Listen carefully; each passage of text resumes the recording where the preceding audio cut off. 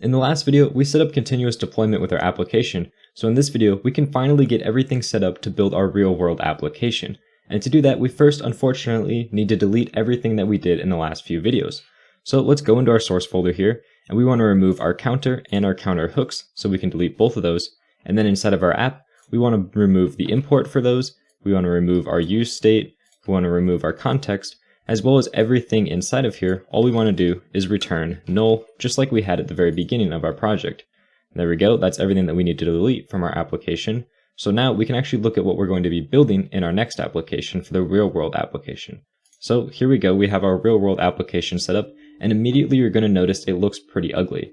And that's because this course is not focusing on building out fancy looking CSS, we're focusing on only the React portion of it. So the CSS is purely there to make the application functional and look good enough without having to spend a bunch of extra time on writing CSS code inside of this project, because I know you're here to learn React and not CSS.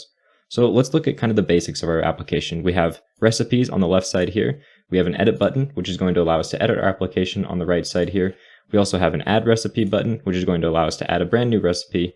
And the most important and coolest part of this application is as soon as we make a change on the right-hand side, for example, we type in a name, you see it immediately propagates over onto the left-hand side without us having to do anything. Same thing with the cook time, we just type something in here and immediately it shows up on the left-hand side. Same thing with our servings, every time we change it, absolutely everything inside of our application is going to propagate onto this left side as soon as we change it, even including the ingredients, the amount, even when we add a new one. If we remove something, it all just propagates through perfectly. We can also close out here, edit something, change it, and you see it changes over here. We can delete something and it completely disappears from our application. It's entirely reactive, and the best part is it's all on one single page, and the things are actually being saved. So for example, if I delete this name, all we're left with is chicken. If I refresh, you can see that all we're left with is chicken, so it's actually propagating and saving all of our changes for our users. This video was just a really quick breakdown of the application we're going to be building for the rest of the course.